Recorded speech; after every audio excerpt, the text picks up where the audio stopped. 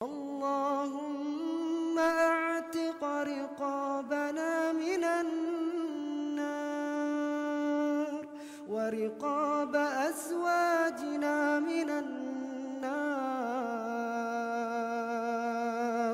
ورقاب آبائنا وأزواجنا وذرياتنا. Alhamdulillah wassalatu wassalamu ala rasulillah wa ala alihi wa sahbihi wa mawalah wa la hawla wa la quwata illa billahi wa ba'du. Alhamdulillah, di malam ini balik kita duduk di majlis ilmu di Masjid Nidaul Ilmi. Salawat dan juga salam tentunya kita hadiahkan kepada Rasul kita Nabi besar Muhammad sallallahu alaihi wasallam. Tema di malam hari ini kita akan membahas tentang bahaya kesyirikan di dunia dan di akhirat. Pembahasan ini tentu sangat penting kita bahas, karena tidak ada dosa yang lebih besar yang dilakukan manusia melebihi kesyirikan. Apalagi beberapa kesyirikan itu ada yang sifatnya tidak bisa kita rasakan. Tahu-tahu syirik itu sudah ada pada badan kita. Maka malam ini kita akan membahas tentang apa bahaya kesyirikan, kemudian pembagian syirik itu seperti apa, kemudian apa perbedaan syirik besar dengan syirik kecil, kemudian juga tentang contoh-contoh kesyirikan yang menyebar di masyarakat, dan yang terakhir tentunya bicara soal taubat dari kesyirikan. Inilah tema yang kita akan bahas di malam hari ini. Tidak memperpanjang mukaddimah, ada beberapa bahaya yang harus diwaspadai orang yang melakukan kesyirikan. Yang pertama, bahwa asyirku, syirik itu yuhbitu a'mal bil kulliyati, bisa menggugurkan seluruh amal secara keseluruhan. Di dalam surah Az-Zumar ayat 65 Allah mengatakan, la in asyrakta la yahbatanna amaluka wa la takunanna minal khasirin. Jika engkau hai Muhammad melakukan kesyirikan, maka akan hancur lebur amalanmu dan engkau termasuk orang-orang yang rugi. Kalau Nabi SAW saja yang kaya pahala, yang dosanya telah diampuni, yang telah, yang sedang dan yang akan datang, sekiranya dia melakukan kesyirikan, maka tidak ada guna kenabiannya. Itu sekelas Nabi. Macam mana pula di bawah Nabi? Macam mana pula kita? Inilah bahaya terbesar kesyirikan itu, bisa membatalkan semua amal saleh yang pernah kita lakukan. Di dalam surah Al-An'am dipertegas lagi, dalam surah Al-An'am 88-nya, walau asyraku la habita anhum ma kanu ya'malun. Kalaulah mereka melakukan kesyirikan, maka hancurlah apa yang telah mereka kerjakan. Kemudian yang kedua, orang-orang yang mati dalam kondisi kesyirikan. Mata laqiya rabbahu musyrikan falaysa lahu amalun fi an tunala lahu al-maghfiratu abada. Siapapun yang berjumpa dengan Allah Subhanahu wa taala kelak pada hari kiamat dan dia mati di atas kesyirikan, maka jangan pernah menghayal dia mendapatkan ampunan dari Allah Subhanahu wa taala. Tidak akan diampuni selamanya. Makanya Allah Subhanahu wa taala menyebutkan dalam surah An-Nisa ayat 48, Innallaha la yaghfiru an yushraka bihi wa yaghfiru ma duna dzalika liman yasha. Siapapun yang berlaku kesyirikan, Allah tidak akan mengampuni dosa. Allah tidak akan mengampuni dosa-dosanya. Tapi Allah akan mengampuni selain daripada dosa itu. Seandainya manusia itu seumur hidupnya dia melakukan dosa besar, mungkin dia berzina, mungkin dia minum khamar, mungkin dia membunuh, mungkin dia berlaku zalim, asal tidak menyekutukan Allah Subhanahu wa taala dan dia masih beragama Islam, maka masih ada harapan ampunan dosa-dosanya. Karena dosa selain kesyirikan itu kan semua tahta masyiatillah, di bawah kehendak Allah. Kalau Allah mau, Allah ampuni dosa-dosanya dan direct masuk surga. Tapi kalau Allah tidak mau, maka Allah bisa siksa dia di neraka untuk membersihkan dosa-dosa besarnya, tetapi dia ada kesempatan masuk surga. Maka yang kedua ini, siapapun yang meninggal asal dia tidak melakukan kesyirikan, berarti ada kesempatan masuk surga. Boleh jadi masuk surga awalian secara direct, langsung tanpa mampir di neraka, atau boleh jadi tidak secara langsung, mungkin diazab dulu baru dimasukkan ke dalam surga. Artinya ada kesempatan masuk surga. Tapi kalau dia berlaku syirik, jangan harap dia dapat ampunan. Ini yang kedua. Yang ketiga, anna sahibas syirki muharramun alaihil jannah wa huwa mukhalladun finnar. Bahwa pelaku kesyirikan itu dipastikan mereka diharamkan padanya surga, bahkan dia dipastikan dikekalkan di neraka. Di dalam surah Al-Bayyinah, Allah Subhanahu wa taala berfirman dalam ayat ke-6-nya, innal ladzina kafaru min ahlil kitabi wal musyrikina fi nari jahannam khalidina fiha ulaika hum syarrul bariyah. Sesungguhnya orang-orang kafir dari kalangan ahli kitab Yahudi dan Nasrani dan juga orang-orang musyrik, maka mereka masuk ke dalam jahannam, dikekalkan di dalamnya, dan mereka adalah seburuk-buruk manusia. Lihat, Allah katakan mereka seburuk-buruk manusia yang dimasukkan ke dalam jahannam dan dikekalkan di dalamnya. Bahkan dengan tegas lagi dalam Al-Maidah 72-nya, innahu man yusyrik billahi faqad harramallahu alaihi al-jannah wa ma lidh-dhalimina min ansar. Siapapun yang berlaku syirik, maka Allah haramkan padanya surga dan tempat duduknya neraka, dan bagi orang-orang zalim tidak ada penolong kelak pada hari kiamat. Subhanallah, di sini Allah Subhanahu wa taala menegaskan bahwa surga haram kepada sesiapa yang mati di atas kesyirikan. Kemudian yang keempat, wasyirku yubihu damal musyrik wa mala. Bahwa pelaku kesyirikan itu bisa terhalalkan darahnya, bahkan halal hartanya untuk diambil. Kalau seandainya seseorang hidup di negara Islam dan berlaku hukum Islam. Jadi kalau hidup di negara Islam kemudian berlaku hukum Islam dan diterapkan betul-betul hudud dalam Islam, maka orang musyrik ini harus ditangkap, kemudian dipaksa untuk bertobat. Kalau tidak, halal darahnya dan juga halal hartanya.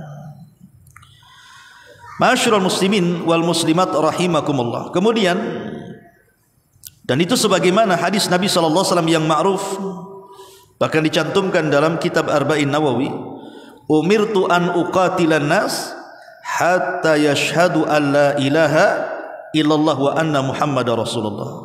Aku diperintah untuk memerangi manusia agar mereka bersaksi tidak ada sembahan yang berhak disembah kecuali Allah dan bahwa Muhammadlah utusan Allah. Artinya, kalau mereka mau mengucapkan kalimat tauhid, selamat, mereka tidak diperangi. Tapi kalau mereka enggan mengucapkan kalimat tauhid alias jatuh kepada lawan tauhid kesyirikan, berarti mereka halal untuk diperangi. Ini yang keempat. Yang kelima, seorang musyrik juga haram untuk dinikahi wanita-wanitanya. Tidak boleh orang itu menikahi wanita yang musyrik. Dalam Islam itu boleh menikahi wanita orang kafir hanya dari dua agama saja. Pertama Yahudi, yang kedua Nasrani. Maka halal boleh menikahi wanita-wanita mereka dengan catatan cara menikahnya sesuai dengan syarat Islam. Bukan di tempat mereka, bukan menikah di gereja atau di sinagog, tidak, tetap menikah di masjid dengan cara Islam. Walaupun mereka bukan muslim, bukan muslimah. Karena memang Allah Subhanahu wa taala membolehkan mereka. Tetapi selain Yahudi dan Nasrani, maka dilarang dalam Islam tidak boleh menikah dengan wanita-wanita di luar daripada ahli kitab. Karena di luar dari ahli kitab semuanya agama itu di atas kesyirikan. Makanya dilarang tidak boleh menikahi wanita-wanita yang masih di atas kesyirikan. Allah mengatakan dalam surah Al-Baqarah 221, wala tunkihul musyrikati hatta yu'min. Tidak boleh menikahi wanita-wanita syirik sampai mereka beriman. Ini yang kelima. Yang keenam, sembelihan mereka haram dimakan. Kalau sembelihan ahli kitab masih dibolehkan.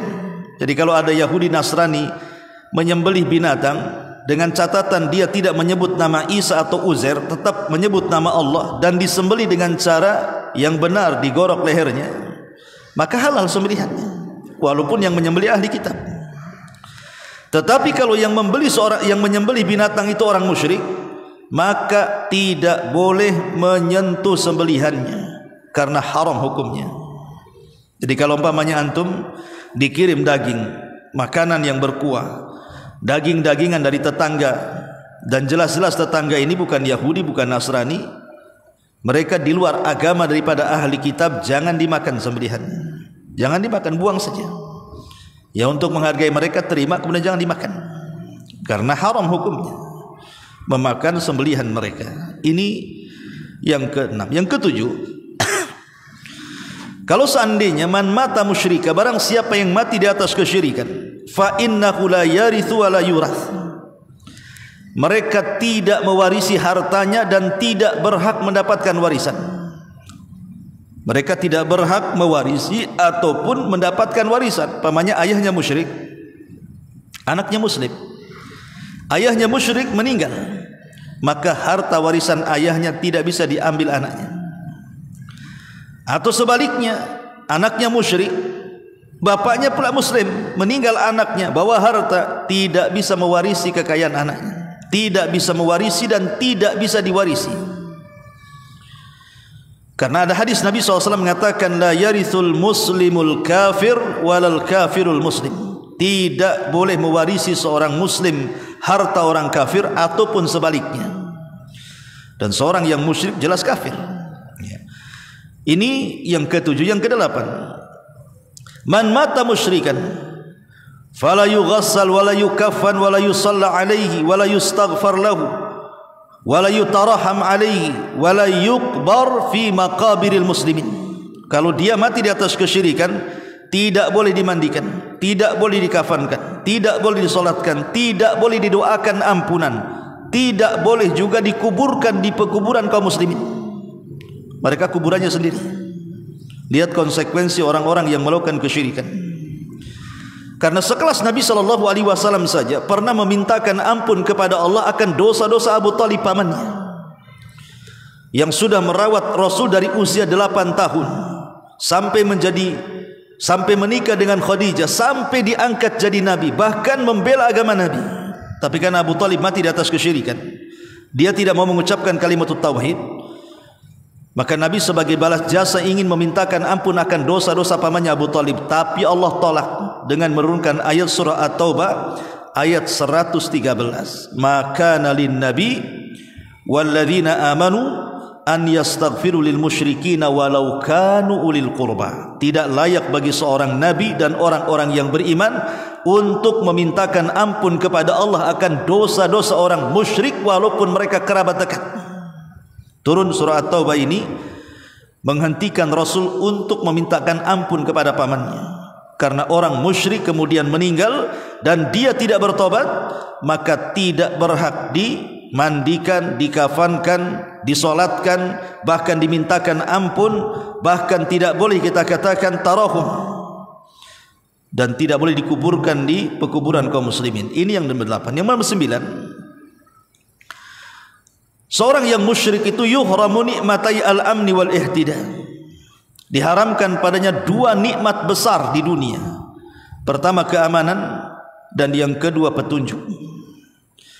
Di dalam surah Al-An'am ayat 82 Allah mengatakan, alladzina amanu wa lam yalbisu imanahum bidzulmin ulaika lahumul amnu wa hum muhtadun. Orang-orang yang beriman dan tidak mencampur adukan keimanan mereka dengan kezaliman, maka mereka akan mendapatkan keamanan dan petunjuk dari Allah. Mafhum kebalikannya, berarti kalau orang itu tidak beriman dan mencampur adukan keimanan mereka dengan kezaliman, dalam tafsir kezaliman di sini artinya kesyirikan, maka mereka tidak berhak mendapatkan keamanan, bahkan petunjuk dari Allah tertutup untuk mereka. Ini ngeri. Kalau sudah tidak diberikan keamanan di dunia, artinya tidak selamat dia. Ketika tidak diberikan hidayah di akhirat, artinya tidak dapat petunjuk masuk surga. Maka hilang 2 keamanan ini bagi orang-orang yang di atas kesyirikan. Ma'asyiral muslimin wal muslimat rahimani wa rahimakumullah. Kemudian yang nomor 10, bahwa seseorang yang di atas kesyirikan, syirik itu yufsidul uqul. Ingat, kesyirikan itu merusak akal. Makanya lihat kelakuan orang-orang musyrik itu yang menyembah berhala. Akal mereka tidak main. Tahu berhala itu tidak bisa melindungi dirinya, apalagi melindungi orang yang menyembahnya. Jangan cerita bicara, mendengar pun tidak bisa. Tiba-tiba ada orang yang meminta sesuatu kepada berhala, akalnya di mana? Makanya orang musyrik itu hilang akalnya. Lihat ketika Allah Subhanahu wa taala berfirman di dalam Al-Qur'an, dalam surah Al-Mulk ayat 10, wa qalu law kunna nasma'u aw na'qilu ma kunna fi ashabis sa'ir. Mereka penduduk neraka mengatakan, kalau dulu kami di dunia mendengar, kalau dulu di dunia kami menggunakan akal kami, tentu kami tidak akan termasuk penghuni neraka sa'ir. Menunjukkan orang-orang yang tidak berakal itu sulit masuk surga. Lah salah satu orang yang tidak menggunakan akalnya adalah orang-orang musyrik. Mereka tidak menggunakan akal saat menentukan siapa sesembahannya. Jadi orang-orang yang musyrik itu sama dengan merusak akal-akal mereka. Dan tentunya banyak lagi tentang kemungkaran atau bahaya kesyirikan ini. Ini poin yang pertama. Kemudian poin yang kedua, tentang pembagian syirik dan contoh-contohnya. Syirik itu ulama membagi, ada yang membagi 2, ada yang membagi 3. Walaupun lebih tepatnya kesyirikan itu dibagi 2. Yang membagi 2 syirik itu ada syirik besar, ada syirik kecil. Yang membagi 3 ada syirik besar, ada syirik kecil, ada syirik khafi, syirik samar artinya. Tapi ada yang mengatakan samar ini masuk pada syirik besar, tergantung macam mana bentuk syiriknya, atau bisa masuk pada syirik kecil. Jadi dia pertengahan. Yang syirik samar-samar nanti kita jelaskan. Tapi yang jelas bahwa pembagian syirik itu ada 2. Pertama asyirkul akbar yang tadi sudah jelas bahayanya. Yang kedua asyirkul asghar, syirik kecil. Lalu apa bedanya syirik besar dengan syirik kecil ini?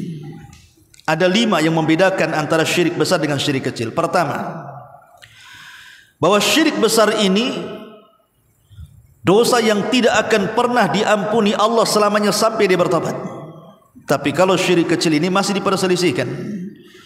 Tapi yang jelas bahwa sekecil-kecilnya kesyirikan, tetap dosanya lebih besar dibandingkan dosa besar. Ingatnya, sekecil-kecil kesyirikan, tetapi dosanya lebih besar dibandingkan zina, dibandingkan membunuh, dibandingkan judi dan yang semacamnya, minum khamar, dusta, ghibah dan yang lainnya. Tetapi perbedaannya, kalau syirik kecil masih ada kesempatan diampuni dosa-dosanya, tapi kalau syirik besar tidak ada kesempatan diampuni dosa-dosanya. Yang kedua, syirik besar ini menghancurkan semua amal yang sudah saya jelaskan di atas. Tetapi kalau syirik kecil ini tidak menghancurkan kecuali amalan yang ditempelinya saja.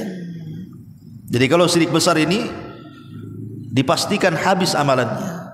Tapi kalau syirik kecil, lihat, amalan yang ditempelinya ya gugur amalannya, tapi amalan yang tidak ditempelinya tidak gugur. Contoh umpamanya, kemarin kita sholat dengan hari ini kita sholat. Kalau kemarin kita sholat ini ikhlas karena Allah, diterima. Kalau hari ini kita sholat riya karena Allah, riya kepada manusia, bukan karena Allah subhanahu wa ta'ala, maka gugur sholat hari ini. Jadi syirik kecil ini dia menggugurkan amalan yang ditempelinya saja.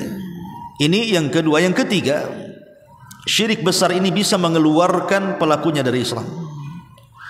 Tapi syirik kecil tidak mengeluarkan pelakunya dari Islam. Bahkan syirik kecil ini kalau dia keluar dari melakukan kesyirikan, dipastikan dia kafir. Tapi kalau syirik kecil kan tidak, dia tidak kafir. Kemudian yang keempat, bahwa syirik besar ini mengekalkan pelakunya di neraka. Siapapun yang masuk neraka membawa kesyirikan besar, dipastikan tidak akan keluar dari neraka.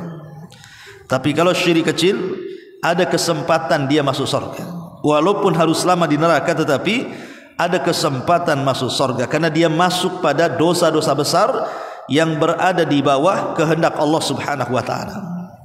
Kemudian yang nomor 5, syirik besar ini bisa menghalalkan darahnya, menghalalkan hartanya, menghalalkan kehormatannya.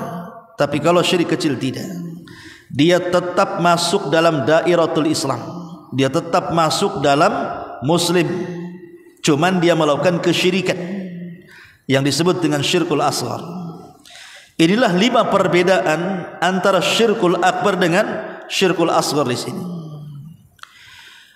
Kemudian kalau kita lihat bicara tentang syirik akbar ini, apa sih syirik akbar itu?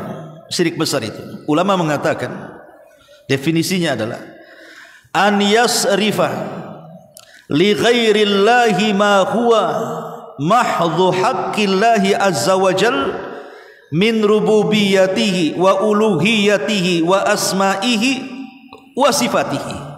Jadi syirik besar itu artinya seseorang memalingkan sesuatu kepada selain Allah yang merupakan kekhususan bagi Allah, baik dalam tauhid uluhiyah, baik dalam tauhid rububiyah, ataupun dalam tauhid asma dan sifat bagi Allah.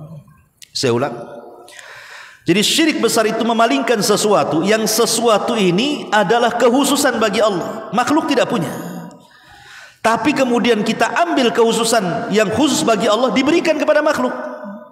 Apakah dalam bab rububiyah, apakah dalam bab uluhiyah atau asma wa sifat. Contoh umpamanya, di antara kekhususan Allah apa?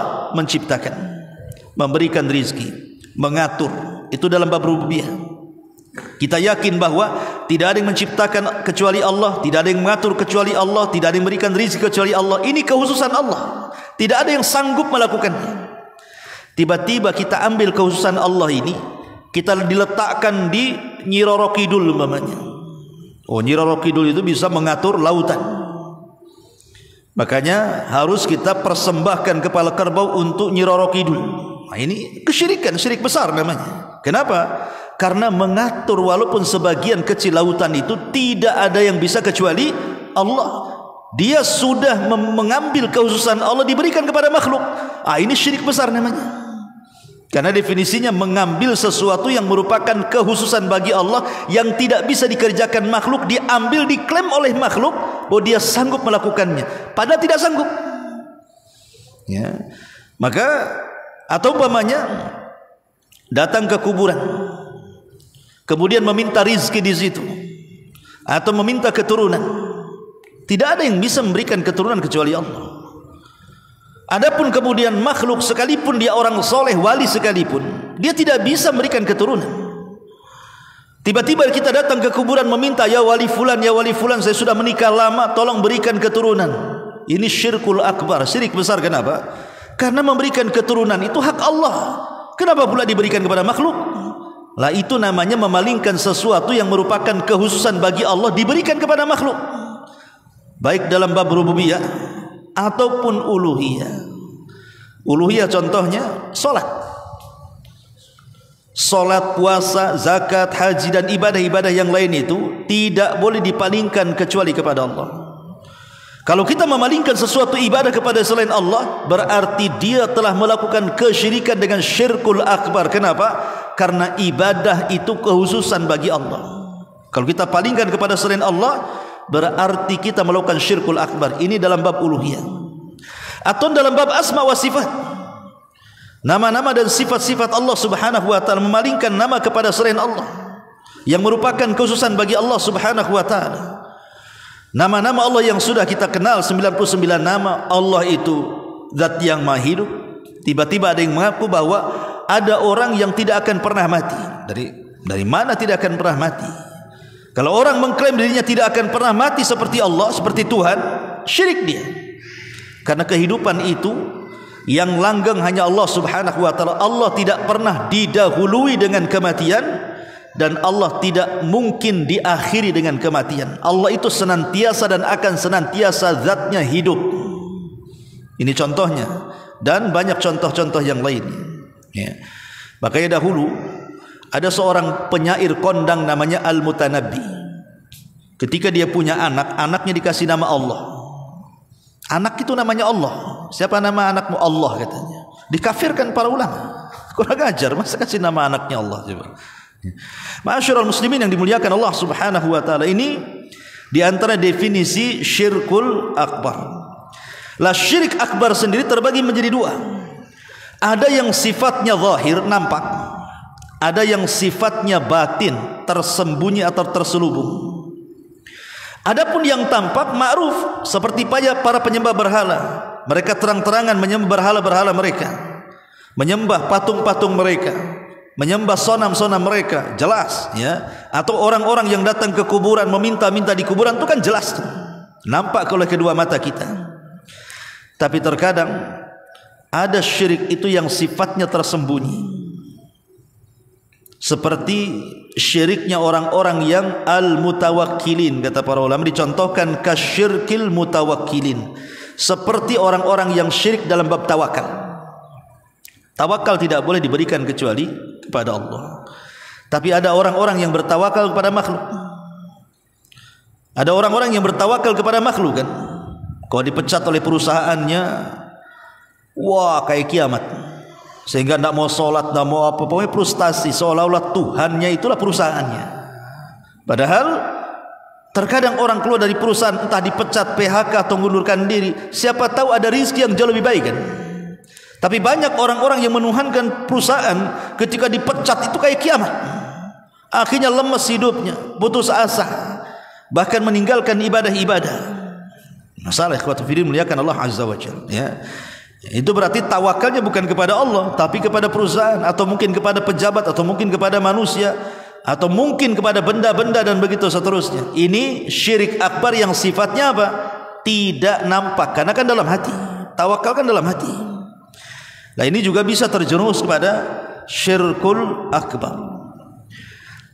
Kemudian di antara syirkul akbar juga adalah syirkul i'tiqad, syirik dalam bab keyakinan. Syirik dalam bab keyakinan, seperti ada sebagian keyakinan orang Syiah bahwa imam 12 mereka itu mampu menghidupkan dan mematikan, mampu menurunkan hujan. Bahkan mereka mengklaim bahwa imam 12 mereka tahu kapan mereka mati. Sebenarnya ini kan hayalan orang-orang Syiah saja, tapi ini bisa menjerumus kepada kesyirikan ya kawan. Macam mana imam-imam mereka sanggup meramalkan dirinya dan tahu dirinya akan mati kapan? Kalau saya beri analogi contoh seperti ini, Husain ibn Ali radhiyallahu an, Husain ibn Ali radhiyallahu an itu diundang oleh orang-orang Kufah supaya datang ke Kufah, dan orang Kufah siap membaiat Husain untuk menumbangkan kekuasaan Yazid bin Muawiyah. Tapi apa yang terjadi? Husain sudah dinasihati oleh saudara kawan-kawannya, saudara-saudaranya, jangan pergi ke Kufah, karena orang Kufah itu para pengkhianat. Mereka ngomong saja, memberikan loyalitas, hakikatnya mereka itu para pengkhianat. Tapi Husain tidak dengar. Berangkat dia dari Madinah ke Kufah. Di tengah jalan di satu tempat namanya Karbala, dibantai oleh pasukan Ubaidillah ibn Ziyad. 90 manusia mati di Karbala dan 50-nya keluarga Nabi. Pertanyaannya, kalau orang Syiah mengklaim bahwa imam mereka itu mampu mendeteksi kapan wafatnya, saya kira Husain tidak akan berangkat kalau dia tahu akan dibunuh.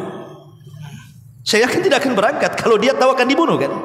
Karena Husain tidak tahu dia akan dibunuh, makanya berangkat. Dan Allah sudah takdirkan begitulah pembunuhannya. Dia mati syahid, dibunuh oleh pasukan Ubaidillah. Dari mana kalau begitu Imam 12 mengetahui yang gaib? Lah ini kan sebuah kesyirikan mengklaim perkara-perkara yang gaib. Sesuatu yang gaib itu tidak ada yang tahu kecuali Allah. Qul la ya'lamul ghaiba illallah. Katakan ya Muhammad, tidak ada yang mengetahui yang gaib kecuali Allah. Itu Allah yang mengatakan dalam Quran. Ma'asyiral muslimin yang dimuliakan Allah Subhanahu wa taala. Sama Nabi juga. Nabi kalau seandainya di perang Uhud akan mengalami kekalahan, tentu Nabi tidak akan perang di Uhud. Pasti akan mengatur strategis yang lain, ya kan? Tapi karena Nabi tidak tahu yang gaib, akhirnya terjadi kekalahan di perang Uhud dan hampir dia mati di situ. Kalau bukan karena Allah selamatkan dia. Lah ini namanya syirkul fil i'tiqad, namanya syirik dalam keyakinan namanya. Ya. Ada juga kemudian syirkun fil aqwal, syirik besar dalam ucapan. Seperti orang-orang yang isti'anah, istighatsah, isti'adzah, meminta pertolongan, meminta perlindungan kepada selain Allah. Seperti orang-orang yang datang menemui jin-jin kemudian meminta pertolongan kepada mereka. Itulah yang disebut dengan dunia dukun, paranormal, bomo dan yang semacamnya. Itu mereka meminta perlindungan kepada jin dengan menyebut nama-nama mereka. Makanya kenapa dunia perdukunan itu lengket dengan dunia gaib, lengket dengan dunia spiritual, kan itu. Makanya dukun itu pandai berdusta, karena dia akan membawa perkara gaib, itu masalahnya. Lah orang-orang awam yang punya iman ya saja, padahal mereka sedang berkomunikasi dengan jin dan menyebut nama mereka. Lah meminta pertolongan kepada jin dengan menyebut nama mereka, ini sama dengan isti'adzah li ghairillah, meminta perlindungan kepada Allah, dan ini kesyirikan yang sampai kepada syirkul akbar, syirik besar. Ya. Jangan cerita orang yang jadi dukun, orang yang datang ke dukun saja diancam dalam syariat. Kalau hanya bertanya tidak meyakini, solatnya 40 hari ditolak. Kalau sampai bertanya kemudian diyakini, maka dia telah kufur, keluar dari Islam. Itu yang datang, cemana dukunnya. Ya. Ma'asyiral muslimin wal muslimat rahimani wa rahimakumullah. Termasuk syirik besar juga ada dalam al-af'al, perbuatan. Seperti orang yang salat menghadap berhala, orang yang sujud kepada selain Allah, menyembelih kepada selain Allah, bernazar kepada selain Allah dalam perbuatannya. Ini syirkul akbar, ikhwan. Menyembelih di kuburan, bernazar di kuburan, semua di kuburan itu syirkul akbar, bukan syirik kecil. Karena menyembelih itu ibadah, tidak boleh diberikan kecuali kepada Allah. Salat itu ibadah, tidak boleh diberikan kecuali kepada Allah. Sujud itu ibadah, tidak boleh diberikan kecuali kepada Allah. Makanya salat yang dibolehkan di kuburan itu cuma satu, salat jenazah. Kenapa? Karena tidak ada ruku dan sujud. Setiap salat yang ada ruku dan sujudnya tidak boleh salat di kuburan atau menghadap kuburan. Karena Rasul yang mengatakan la tusallu ilal kubur, jangan salat menghadap kuburan. Kecuali solat jenazah, itu pun bukan menghadap kuburan tapi menghadap kiblat, cuma di kuburan.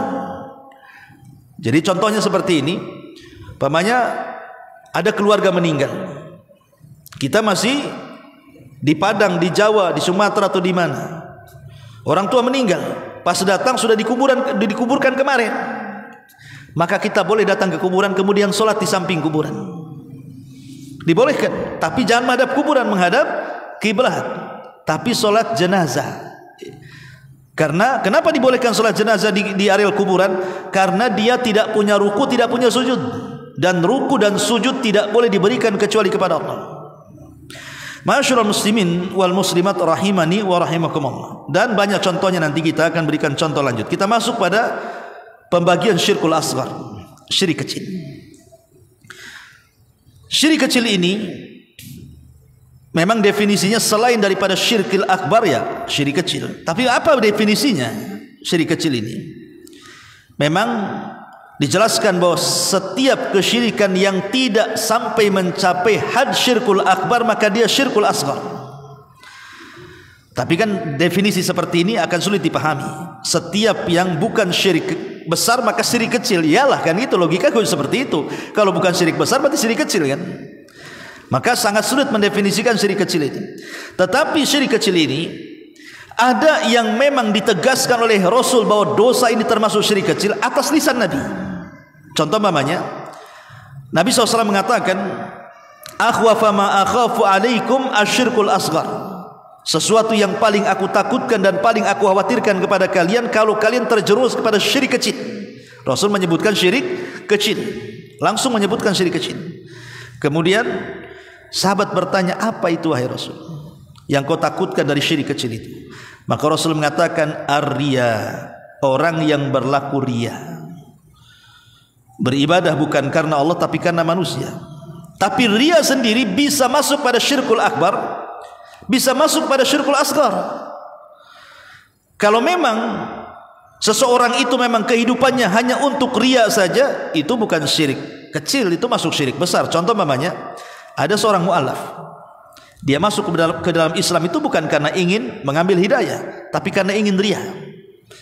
Dia menikahnya karena menikahi wanita. Dia seorang muslimah, syaratnya harus menikah seorang muslimah, dia harus berpura-pura masuk Islam. Maka berpura-pura masuk Islam, kemudian hanya ingin supaya dipuji oleh istrinya dan mau menikah dengannya, atau dipuji oleh keluarganya supaya bisa menikahi putrinya. Ini bukan syirik kecil namanya, ini syirkul akbar. Masuk Islamnya percuma, karena masuk Islamnya bukan karena memang ingin mengambil hidayah, kan begitu. Karena riya mutlak dari awal, bukan karena Allah tapi karena manusia. Lain kalau dia seorang muslim, kemudian dia melaksanakan sholat, terkadang ada waktu-waktunya dia riya karena mungkin di sekitarnya ada orang-orang yang dianggap mulia, akhirnya dia bagusi sholatnya, dia bagusi bacaannya, dia bagusi gerakannya, dilama-lamain sholatnya. Ini namanya syirik kecil namanya, karena datangnya bukan dari awal, ya, sekonyong-konyong saja. Itu disebut syirkul asghar, nama syirik kecil. Termasuk syirik kecil adalah al-i'timad anil asbab wa adamul i'timad ala Allah. Terlampau menyandarkan kepada sebab dan lupa yang menciptakan sebab. Umpamanya terlampau yakin dengan obat. Obat ini pasti menyembuhkan. Harusnya dia katakan Allah yang menyembuhkan lewat perantara obat, kan itu. Tapi dia terlampau yakin dengan sebab dan lupa yang membuat obat, Allah Subhanahu wa taala. Dalam dunia pengobatan, sering saya ulang-ulang, ada 3 perkara yang harus antum pahami.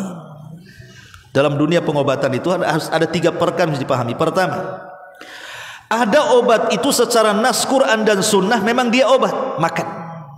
Seperti habatus sauda, kemudian minyak zaitun, kemudian madu, kemudian bekam, hijamah, ya kan? Kemudian ruqyah dan begitu seterusnya. Ini secara syar'i Quran dan sunnah mengatakan itu obat, lakukan, makan. Walaupun kita tidak boleh meyakini 100% jadi obat, karena ada yang cocok di bekam, ada yang tidak cocok di bekam. Ada yang makan madu dia cocok sembuh, ada yang makan madu juga tak sembuh, ya. Tetapi secara umum mereka adalah obat. Itu semua adalah obat karena Quran mengatakan seperti itu, hadis mengatakan seperti itu. Maka yang seperti ini tidak terlarang. Yang kedua, ada jenis-jenis obatan itu memang Quran tidak menyebutkan itu obat, hadis juga tidak mengatakan itu obat, tetapi ada penelitian seksama yang sangat dalam oleh orang-orang yang ada di farmasi, kedokteran, herbalis atau yang lainnya. Setelah di lab, rupanya ini daun kalau direbus diminum bisa menyembuhkan penyakit ini karena ada zat-zat ini. Ini akar-akaran ini kalau direbus diminum airnya akan bisa menyembuhkan karena dalam akar ini terdapat zat ini dan begitu seterusnya. Dan sudah diteliti. Walaupun Quran tidak mengatakan itu obat, hadis Nabi tidak mengatakan itu obat, tapi karena sudah diteliti dan barangnya bukan barang haram, semua halal, dedaunan, akar-akaran, buah-buahan dan begitu seterusnya atau biji-bijian, maka silahkan konsumsi, itu obat. Yang jadi masalah itu yang ketiga, Quran tidak mengatakan itu obat, hadis mengatakan itu tidak obat, penelitian pula tidak ada bahwa itu obat, tiba-tiba dijadikan obat. Itu masalah namanya, menjadikan sebab yang bukan sebab. Dan itulah biasanya dilakukan oleh dukun-dukun yang ngaku sebagai tabib. Datang ke dukun, tentu dikasih keris petir katanya. Ini bisa ngobati. Tentu dikasih musab kecil nonet yang bisa ini simpan ini. Kemudian dikasih tasbih karomah katanya. Kemudian dikasih lagi benang. Pernah saya waktu ke Pulau Moro tuh dengan Ustaz Soleh itu. Musim duren di sana. Saya ke sana 3 hari di sana. Pas jalan-jalan 2 hari setelahnya, jalan-jalan jauh, jalan kaki itu ada berkilo-kilo. Lewat di sebuah kampung, rupanya tidak ada orang kampung itu. Tidak ada orang sama sekali. Nggak ada yang berani, maksudnya nggak ada orang itu di jalan-jalan. Rupanya orang itu tak berani keluar. Sebagian mereka ada di rumah, sebagian mereka ada di kebun duren. Yang ada di kebun duren tak berani pulang, yang ada di rumah tak berani pulang ke kebun. Jadi ketika kita keluar di situ rame-rame, jadi orang itu udah deg-degan kan itu. Kok berani gitu ya? Rupanya ada keyakinan di pulau di sana itu bahwa dalam setahun itu ada hari-hari tertentu itu akan membawa sial. Maka mereka tinggal di rumah atau di kebun dan tidak pulang. Yang saya herankan ketika itu ada anak-anak kecil yang banyak sekali di situ. Rata-rata membawa benang warna kuning. Ada yang di leher, ada yang di gelangkan, ada yang di perut, ada yang di kaki, dan tidak boleh dilepas kecuali putus sendiri. Jadi saya sama Sosol itu mencobalah ini nanya-nanya, kok ada ya, untuk apa benang? Hampir semua anak-anak kecil itu pakai benang kuning, tidak boleh dilepas sampai putus sendiri. Jadi saya tanya, ini kenapa kok sampai bayi-bayi dikasih itu? Rupanya dia mengatakan apa? Itu untuk menangkal berbagai macam penyakit, berbagai macam wabah, dan begitu seterusnya. Lah dari mana? Apotek tidak pernah jual benang. Yang jual benang itu biasanya tukang jahit. Nggak ada hubungan kaitan dengan penyembuhan. Kalau mau buat celana ya. Tapi kalau mau menyembuhkan penyakit, nggak mungkin datang ke tailor, datangnya ke apotek, ke dokter kan begitu. Inilah namanya menjadikan sebab yang bukan sebab. Ketika saya tanya dari mana benang itu, rupanya dari kuburan yang dikeramatkan. Di situ ada juru kuncinya, itulah yang minta benang situ. Ini kan kesyirikan, ikhwan. Ya memang tidak sampai kepada syirikul akbar. Karena dia hanya menjadikan sebab yang bukan sebab, tidak sampai kafir, tidak keluar dari Islam kan? Karena kesalahan dia menjadikan sebab penyembuhan yang bukan sebab penyembuhan. Tapi bisa menjadi syirkul akbar apabila dia menyandarkan penyembuhan itu kepada benang. Kalau dia mengatakan benang inilah yang menyembuhkan, bukan syirik kecil lagi. Ini syirkul akbar namanya, syirik besar. Yang syirik kecil itu dia masih meyakini Allah yang menyembuhkan lewat perantara benang. Nah, itu baru syirik kecil, tidak mengeluarkan dari Islam ya. Tapi ketika seseorang menyandarkan kepada sebab dan lupa kepada yang membuat sebab, nah inilah yang disebut dengan syirkul asghar. Terlampau menyandarkan maksudnya. Tapi kalau mutlak menyandarkan kepada sebab, ya syirik besar ya. Kemudian juga di antara syirkul asghar adalah at-tatayyur. Tatayyur itu diambil dari kalimat burung. Ya, tayrun. Tatayyur itu menganggap burung, sial dan untung. Karena begini kisahnya. Orang-orang Mekah ini sebelum Nabi SAW diutus, kebiasaan mereka kan berniaga kedua arah. Allah mengatakan rihlatash syita'i was-saif. Li'ila fi Quraisyin ila fihim rihlatash syita'i was-saif. Ada syita, ada saif. Syita itu musim dingin, saif itu musim panas. Jadi orang-orang Mekah ini kalau di musim dingin mereka berniaga ke Yaman. Kalau di musim panas mereka berniaga ke Syam, ke Palestina. Lah kebiasaan orang-orang musyrik Arab apabila hendak berangkat berniaga, maka mereka selalu menerbangkan merpati. Burung merpati akan diterbangkan. Kalau burung ini mengarah ke Syam, tidak mengarah ke Yaman, atau tidak mengarah ke arah lain, pokoknya jangan mengarah ke Syam saja, berarti mereka akan membawa hoki menurut keyakinan mereka. Mereka akan berangkat. Tapi kalau burung ini menuju Syam, walaupun tujuannya tidak ke Syam, mereka tidak akan berani berjalan. Mereka akan tunda besok lagi, tunda minggu depan lagi, tunda bulan depan lagi, sampai ketika menerbangkan burung asal tidak ke Syam. Makanya Syam disebut Syam itu litasyaum. Kenapa orang-orang Arab menyebutnya Syam? Syam itu dari kalimat tasyaum. Tasyaum itu membawa sial. Jadi kalau burung itu mengarah ke Syam, ini pasti bawa sial nih. Makanya mereka tidak akan berangkat dagang. Lah sejak itulah Islam datang dan mengharamkan tatayyur. Tidak boleh menyandarkan keuntungan dan kebuntungan usaha itu kepada seekor burung. Ya, itu tatoyur namanya. Itu di zaman jahiliyah, ikhwan. Tapi di zaman sekarang berkembang tatoyur itu. Bukan hanya sekedar ke burung saja. Kalau dulu zaman saya masih kecil-kecil di desa-desa itu ada namanya burung perkutut. Ini kalau sudah dia bersuara tutut-tutut gitu apa gitu ya, entah agak panjang entah apa gitu. Oh ini burung ini bohok ini. Dipelihara atau dijual mahal tuh. Ya kalau zaman dulu ya. Tapi rupanya beralih bukan ke burung saja. Dan anehnya di negeri kita ini tatoyurnya musim-musiman. Dulu ada ikan lohan, makin besar nong-nongnya katanya makin hoki. Tapi sekarang makanya ikan lohan mahal zaman dulu kan. Sekarang ada harganya, digoreng sekarang ikan lohan tuh. Ya. Kemudian muncul juga apa namanya daun janda bolong. Tahu kan daun janda bolong yang besar-besar itu? Kenapa itu sejarahnya disebut janda bolong? Apa ada janda yang nggak bolong ya? Nggak paham ya. Tapi yang jelas bahwa itu pohon itu diyakini membohoki kan. Akhirnya sampai mahal, naudzubillah. Sampai nggak ada orang kebeli ratusan juta. Sekarang mana ada? Mau janda bolong mau rapat tetap aja murah sekarang. Musim-musiman tatoyurnya kan. Kemudian apalagi dulu itu? Dulu pernah tahun-tahun kapan itu yang orang demam batu akik itu? Semua orang jual batu akik. Subhanallah. Tidak ada pasar kecuali ada orang jual batu akik itu. Sampai di warung-warung Padang sendiri, standnya itu ada orang jual batu akik itu. Di warung Padang padahal. Nyari batu akik ke warung Padang. Ya. Di Nagoya itu saya pernah mau beli warung Padang, kok ada orang jual batu akik di situ. Masya Allah, udah berkembang warung Padang jadi orang jual batu akik gitu. Dan semua gedabus menurut saya itu semua penjual batu akik itu pendusta. Kenapa? Karena dipromosikan tuh batu-batu tuh. Ini batu ini batu mantap ini Pak katanya. Ini merah delima nih, ini bagus nih. Ini kalau untuk jualan laris. Kamu sendiri nggak laris kok.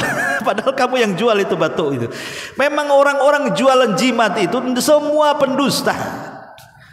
Kalau dibilang ini hoki membawa keberuntungan, kau sendiri nggak beruntung. Kenapa kau jual batu akik? Kenapa nggak jadi pengusaha saja? Lah ini kan hal-hal yang seperti ini. Tapi kan demam batu akik sebentar saja kan. Sekarang hilang pula itu batu akik itu pada kemana? Ya. Kecuali kalau batu akik itu dari emas gitu. Iyalah emasnya bukan batu akiknya yang mahal. Tapi yang jelas bahwa tatoyur ini berkembang. Makanya kemudian definisi tatoyur dalam ulama akidah itu sesuatu yang sifatnya dilihat, sesuatu yang sifatnya didengar, sesuatu yang sifatnya dimimpikan. Kemudian diyakini bahwa apa yang didengar, apa yang dilihat, apa yang dimimpikan, apa yang dirasakan itu membawa untung dan buntung, maka itu disebut tatoyur. Ketika kesemutan tangan kanan, wah ini dapat rezeki. Ketika kesemutan tangan kiri, ini akan datang debt collector. Nah ini dari mana coba? Anak gadis tidak boleh duduk di pintu, nanti jauh jodohnya. Perasaan makin duduk di pintu makin dekat jodohnya, dilihat orang hari-hari kan itu. Kemudian juga ada orang kalau seandainya wanita hamil, kemudian suaminya mau mandi, maka anduknya tidak boleh lilit di leher katanya. Nanti anaknya kelilit ususnya. Naudzubillah. Ini dari mana coba? Ini tatoyur namanya. Tidak ada yang seperti ini. Apa kaitan bapaknya gulung-gulung anduk di leher tiba-tiba mempengaruhi kepada anaknya, nanti kemudian tali pusarnya akan melilit leher anak janinnya? Ini tatoyur semua. Nggak ada yang seperti itu. Ya. Tidak ada yang seperti itu. Dan di negeri ini paling kaya. Di negeri kita ini tato ini paling kaya ya kawan. Paling kaya. Contoh saja umpamanya antum naik mobil atau naik motor, nabrak kucing. Ya. Kucing ini kalau tidak dihormati seperti manusia, ya dikafani, dihormati, dikuburkan dengan layak, itu akan membawa kecelakaan itu. Kemudian diyakini sebenarnya kenapa terjadi kecelakaan setelah dia nabrak kucing? Karena dia termakan berita hoax. Bahwa siapa yang nabrak kucing, kalau kucing itu dia dikuburkan dengan baik, maka dia akan mengalami kecelakaan. Maka setan datang membayang-bayangi dia. Coba kalau tidak ada keyakinan seperti nabrak kucing sama dengan nabrak ayam, nggak mungkin dia. Apa bedanya nabrak kucing dengan nabrak ayam, nabrak entok, nabrak suang atau yang lainnya? Sama saja semua binatang. Tidak ada bedanya. Yang menjadikan kemudian keyakinan seperti itu itulah disebut dengan tatayur namanya. Atau zaman dulu ketika ada melihat gagak di tengah malam, ini ada orang mati nih, hati-hati jangan ada yang tidur, nanti kita yang mati katanya. Jadi satu malam suntuk itu gara-gara melihat burung gagak, sampai pagi dia tak mau tidur karena pasti ada orang mati katanya. Lah ini kan perkara-perkara seperti ini, naudzubillah, melihat burung hantu dan begitu seterusnya, macam-macam lah. Kalau antum lebih paham, bahkan di beberapa daerah kan tatayurnya beda-beda tuh. Ya, satu daerah dengan daerah yang itu mesti punya tatayur. Lah Islam datang menghapuskan karena itu kesyirikan. Tatayur itu bagian daripada kesyirikan syirkul asghar. Ya. Ataupun namanya gambaran kesyirikan yang lainnya, maksudnya masuk dalam kategori syirkul asghar juga. Dalam bentuk ucapan. Seperti ucapan yang sering di masyarakat kita dengar, kalau saya tadi tidak keluar, tentu saya tidak akan kecelakaan. Atau umpamanya ada orang tua mengatakan, "Enggak usah keluarlah nak," katanya. "Sudah di rumah saja." Nekat anaknya. Tahu-tahu betul-betul kecelakaan. Apa kata orang tua? "Tuh kan kewalat dengan orang tua," katanya. Orang tua jangan keluar, coba tidak keluar dia tidak celaka. Ya, coba tidak jalan ke sini tidak jatuh. Kalau bukan karena anjing tetangga yang gonggong, habislah rumah si kecurian. Kalau bukan karena dokter ini yang mengoperasikan istri saya, suami saya, anak saya, sudah mati anak saya. Ini kalimat syirik, ikhwan. Tidak boleh. Ya. Karena kalimat seperti ini walaupun biasa ya terucap di masyarakat, tetapi di sini menafikan adanya Allah di situ. Harusnya bahasanya ditata. Bahasanya seperti ini, kalau bukan karena Allah, kemudian, dan nggak boleh pakai dan. Lihat, Islam itu mengatur bagaimana kita memuliakan tauhid. Kalau bukan karena Allah, kemudian dirimu wahai dokter, maka tentu anak saya akan parah penyakitnya. Alhamdulillah jadi sembuh. Ya. Itu pun harus menggunakan bahasa kemudian. Dalam bahasa Arab itu menggunakan kalimat summa, bukan waw. Kalau dia mengatakan laulallah wa anta, kalau bukan karena Allah dan kamu, ini syirik masuknya. Walaupun Allah disebut, tetapi dengan disejajarkan Allah dengan makhluk, maka ini syirik, walaupun tidak syirik besar, ini syirik kecil. Jadi bahasanya ditata, kalau bukan karena Allah, kemudian ya. Makanya ataupun menghindarkan kalimat lau, seandainya. Ini kalimat seandainya ini bisa menjerumuskan kepada syirkul asghar. Makanya ada hadis Nabi SAW, fa inna lau taftahu amalu syaitan, karena lau itu kalimat yang membuka pintu-pintu amalan setan. Karena kalimat lau seandainya itu, sadar ataupun tidak, orang itu telah menolak takdir. Seandainya aku tidak ke sana, tentu tidak begini. Nah, kan itu. Padahal sudah takdir. Coba seandainya aku tidak, tadi saudara saya tidak keluar dengan motor itu, tentu tidak ketabrak, tidak mati. Walaupun tidak keluar, kalau sudah ditakdirkan mati hari itu, macam mana caranya pasti dia mati. Bukan masalah sebab. Sebab itu macam-macam, tetapi kematian itu satu, itu takdir. Sebab boleh macam-macam. Ada orang yang jatuh, ya mati. Ada orang yang ketabrak, dia mati. Ada orang minum racun, dia mati. Ada orang bunuh diri, dia mati. Sebab itu bisa ribuan, tapi mati itu satu. Itulah takdir. Kalau hari ini harus mati, maka pasti mati. Ada orang tidur nggak ngapa-ngapain, besoknya nggak bangun lagi. Banyak yang seperti itu. Padahal sehat, ahli olahraga, ya, menjaga betul makanannya. Kalau sudah ditakdirkan mati, tidak ada ceritanya. Nah, makanya jangan selalu menggunakan kalimat seandainya. Tapi kalau seandainya itu terjadi musibah, katakan qaddarallahu wa ma syaa fa'al. Ini semua sudah takdir dari Allah dan Allah bisa berbuat sekehendaknya. Begitu ngomongnya. Jadi kalau seandainya kita jalan kesandung, lecet, ketabrak, patah dan begitu seterusnya, ini sudah takdir Allah. Tidak bisa kita nyalahkan seandainya tadi. Ya, ini karena ini membuka pintu daripada pintu syaitan. Dan banyak gambaran-gambaran tentang syirkul asghar. Taib. Ada perbedaan antara syirik yang dilakukan orang dulu dengan syirik yang dilakukan orang sekarang. Yang pertama, syirik orang dulu itu rata-rata mereka menyembah Allah di saat mereka susah, tapi di waktu senang mereka datang ke berhala dan meminta-minta. Itu orang-orang jahiliyah di zaman itu. Mereka melakukan kesyirikan itu di waktu senang saja. Di waktu susah tidak pernah melakukan kesyirikan orang musyrik itu. Contoh, Abu Jahal itu punya anak namanya Ikrimah bin Abi Jahal. Ikrimah bin Abi Jahal itu salah satu nama yang ditarget Nabi tidak akan dapat pengampunan kecuali dibunuh. Ketika terjadi Fathu Mekah, kan ada nama-nama orang yang data oleh Rasul. Orang-orang ini tidak bisa dapat pengampunan, tangkap bunuh. Tapi secara umum semua penduduk Mekah itu diampuni oleh Rasul. Ketika terjadi Fathu Mekah, Rasul memandang orang-orang yang pernah menyakiti dia dan keluarganya, menyakiti sahabatnya, dipandang satu-satu. Tapi Rasul mengatakan apa? Idhabu fa antumut tulaqo, pergi kalian sudah dimaafkan. Tetapi ada orang-orang yang tidak dimaafkan oleh Nabi. Salah satunya Ikrimah bin Abi Jahal. Karena ketakutan lari dia ke Syam naik perahu. Dengan orang-orang yang diponis tidak akan dapat pengampunan. Rupanya perahu di tengah lautan diombang-ambing sama gelombang. Ketakutan orang-orang yang ada di perahu itu.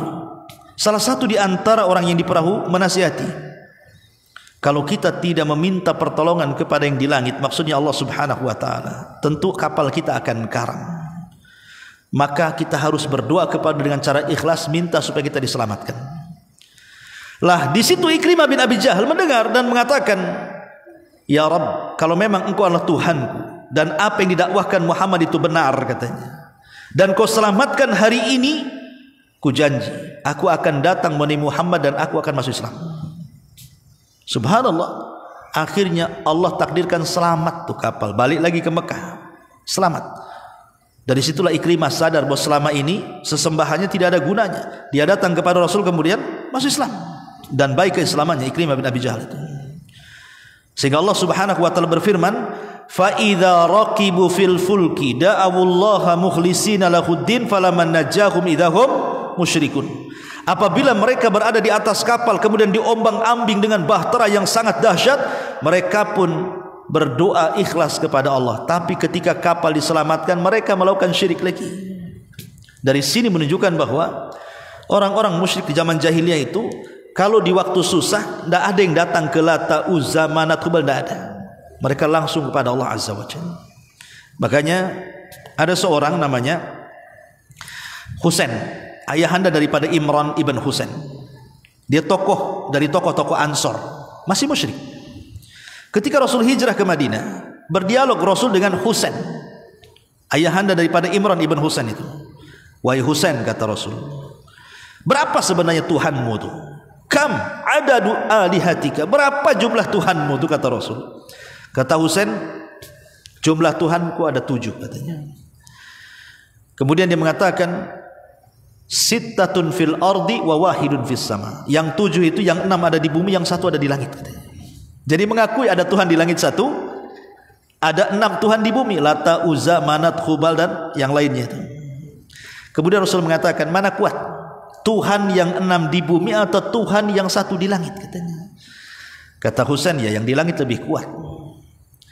Kemudian kata Rasulullah, kalau seandainya engkau sakit, anakmu sakit, keluargamu sakit, kemana kau arahkan doamu? Ke yang di atas atau ke yang 6 berhalamu? Maka Husain mengatakan, ke yang di atas katanya. Baik, kalau engkau mencari rizki, kau minta kepada siapa rizki yang akan diberikan kepadamu? Kepada 6 berhala yang ada di bumi ataukah kepada Tuhan yang ada di langit? Dia mengatakan kepada yang di langit. Kemudian Rasul mengatakan, berarti yang di langit lebih kuat dibandingkan Tuhan yang di bumi. Ya, kata Husain, seandainya kau tinggalkan Tuhan yang di bumi yang 6 itu, kau fokus dengan yang di atas, kira-kira yang 6 itu demo enggak Tuhanmu tuh?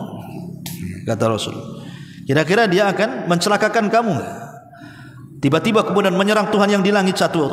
Kata Husain, oh tidak bisa, karena yang di atas lebih kuat katanya. Coba ingat, itulah dialognya orang-orang musyrik.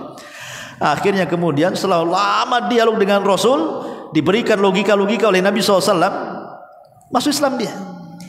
Ya, ini menunjukkan apa? Bahwa orang-orang musyrik di zaman dulu itu kalau melakukan kesyirikan di waktu susah saja, kalau di waktu senang mereka justru melakukan kesyirikan. Kau di zaman sekarang susah senang tetap syirik, susah makin syirik, senang makin syirik di zaman sekarang ini. Susah datang ke kuburan minta-minta supaya usaha dilancarkan.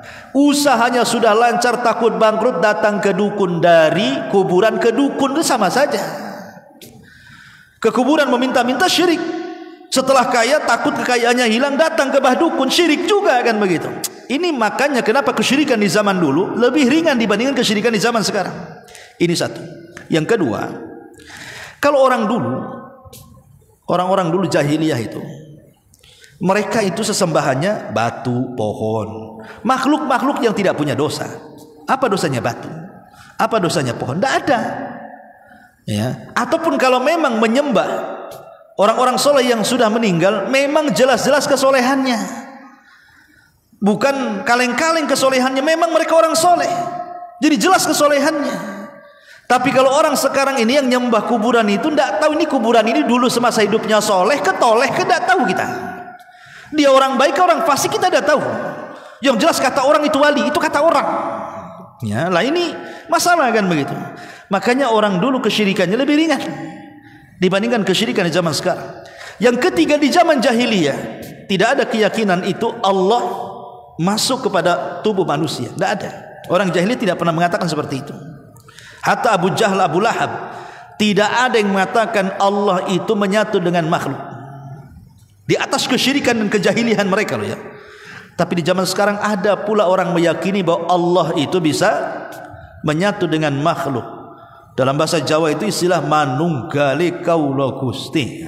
Allah itu menyatu dengan alam. Bahkan lebih parah lagi, bukan dengan alam, dengan manusia. Itu disebut dengan akidah hululiyah namanya. Akidah hululiyah, Allah bersatu dengan makhluk seperti kopi, gula, teh, jadi satu, kayak gitu lah campurnya. Belakangan kemudian orang-orang yang berpemahaman seperti ini apa? Karena Tuhan sudah berada di badan dia, sehingga tidak ada kewajiban untuk melaksanakan yang wajib-wajib. Sudah mulai meninggalkan sholat, puasa, zakat, haji, pokoknya enggak ibadah lagi. Untuk apa ibadah? Tuhan sudah ada dalam hati saya, sudah ada badan saya.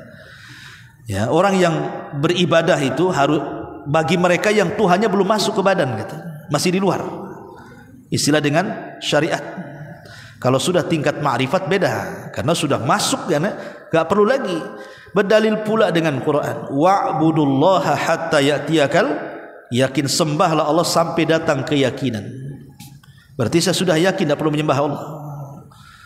Maksud keyakinan di situ mati, sembah Allah sampai mati, sampai yakin pula. Karena sudah ma'rifat kan yakin tuh. Berarti tidak perlu menyembah Allah lagi. Ini kan gimana? Bahkan ada pemahaman inna salata li dzikri, Allah mengatakan salat itu untuk mengingat aku. Aku kalau sudah ingat Allah tak perlu salat lagi katanya. Karena inti salat itu untuk mengingat Allah. Aku sudah ingat. Sing penting eling udah cukup, tak perlu salat katanya. Jadi dalilnya itu sing penting eling tadi. Yang penting ingat Allah, ada enggak perlu salat gitu. Salatnya eling itu tadi. Gimana? Orang yang paling eling itu Nabi. Dia tidak pernah meninggalkan salat. Dia tidak pernah meninggalkan, bahkan salat malam wajib bagi dia. Bahkan kakinya pecah-pecah pula. Itu orang yang paling eling di dunia, Nabi SAW. Ini Anda bukan Nabi. Kemudian membuat kaedah yang jauh lebih sesat lagi. Dia mengatakan apa? Maqamul wilayah aula min maqamin nubuwah. Bahwa kedudukan seorang wali jauh lebih tinggi dibandingkan seorang nabi. Wajar Nabi masih sholat, karena wali lebih tinggi dibandingkan nabi. Kan kurang ajar namanya. Macam mana wali lebih tinggi daripada nabi? Dalilnya apa? Nabi Musa belajar kepada Khidir gitu. Khidir kan wali, Nabi Musa ini nabi dan rasul. Kedudukan Nabi Musa itu lebih tinggi nabi dan rasul. Kenapa belajar kepada wali katanya? Jangan salah, Nabi Musa belajar kepada Khidir itu karena dia dihukum oleh Allah. Gara-gara ada orang bertanya, wahai Musa, ada enggak orang lebih alim dibandingkan kamu? Kata Nabi Musa, tidak ada. Lupa Musa mengucapkan insya Allah. Makanya Allah hukum Nabi Musa. Ada tuh Khidir, kau belajar sama dia. Tapi ingat, walaupun Musa belajar kepada Khidir, bukan berarti Khidir lebih mulia dibandingkan Musa. Tidak, Musa lebih mulia dibandingkan Khidir. Musa itu ulul azmi, dia nabi, dia rasul, dia diturunkan Taurat. Khidir apa? Dia bukan nabi. Diperselisihkan kenabiannya, ada yang mengatakan nabi, ada yang mengatakan wali. Masih diperselisihkan oleh para ulama. Apalagi setingkat rasul, apalagi ulul azmi. Lalu kenapa Nabi Musa belajar kepada ini? Sudah saya katakan tadi, karena memang perintah Allah. Allah yang perintahkan belajar, gara-gara Nabi Musa terpeleset lidahnya. Sifat manusianya datang sombong. Tidak ada yang orang lebih alim daripada aku, kata Nabi Musa. Kata Allah, ada. Ya, makanya kemudian Khidir pun ngomong dengan Nabi Musa ketika di atas perahu dalam hadis yang sahih itu. Wahai Musa, ilmu yang kau miliki aku tidak tahu, sebagaimana ilmu yang kau miliki kau tidak tahu. Artinya masing-masing punya ilmu di sini kan. Allah lebihkan masing-masing. Musa punya kelebihan, Khidir punya kelebihan. Nah, dari sini ikhwatul fillah muliakan Allah, tidak bisa dijadikan dalil bahwa makom wali itu lebih tinggi dibandingkan makom para nabi. Bagaimanapun para nabi lebih tinggi. Mereka utusan Allah. Nah, ini untuk melegalkan pemahaman tadi, hululiyah, bersatunya Allah dengan makhluk sehingga meninggalkan ibadah. Ini bukan ajaran Islam. Ya. Dan merendahkan orang lain yang kata mereka kalau baru tingkat syariat itu antum nggak ada apa-apanya. Antum kalau ketemu dengan orang ini antum diremehkan. Diremehkan walaupun antum sholat 5 waktu, tepat waktu sholat sunnahnya, ngajinya rajin, nggak ada apa-apa di mata mereka karena antum masih tingkatan TK. Mereka sudah menganggap S1, S2, doktor, profesor. Padahal terbalik, antum yang sudah profesor, mereka yang masih TK sebenarnya. Makanya orang berjumpa dengan orang seperti ini kita diremehkan jadinya. Antum masih tingkatan syariat, belum sampai kepada hakikat. Ya. Masyaallah muslimin yang dimuliakan Allah Subhanahu wa taala, inilah di antara contoh kesyirikan tempo dulu dan kesyirikan di zaman sekarang. Adapun yang terakhir, karena waktu juga, tentu karena syirik ini dosa yang paling besar, maka tidak bisa dia dihapus dan digugur dosa itu dengan sholat, dengan puasa, dengan wudu. Walaupun Rasul mengatakan solat 5 waktu ke solat 5 waktu yang bisa menggugurkan dosa, umrah satu ke umrah berikutnya bisa menggugurkan dosa, wudu tetesannya bisa membawa dosa dan menghancurkannya. Ini dosa-dosa kecil. Kalau dosa besar tidak bisa dihilangkan dengan solat, dengan umrah, dengan wudu, dengan sujud, ruku dan begitu seterusnya. Maka dosa syirik, karena dosa yang paling besar, harus ada taubatan nasuha, taubat yang betul-betul taubat yang ikut syarat taubatnya. Satu, dia harus meninggalkan kesyirikannya. Yang kedua, dia harus menyesal dari kesyirikannya. Yang ketiga, tidak mengulang lagi kepada kesyirikannya. Ini harus ada. Kemudian yang keempat, dia buktikan dia meninggalkan kesyirikan itu dengan mempelajari tauhid. Ikuti perbuatan buruk dengan kebaikan. Kalau dulu melakukan kesyirikan, sekarang tegakkan tauhid. Baru taubatnya diterima oleh Allah Subhanahu wa taala. Wallahu alam. Ini di antara bahaya kesyirikan. Subhanaka wa bihamdika asyhadu an la ilaha illa anta astaghfiruka wa atubu ilaik. Allahu taala alam. Assalamualaikum warahmatullahi wabarakatuh.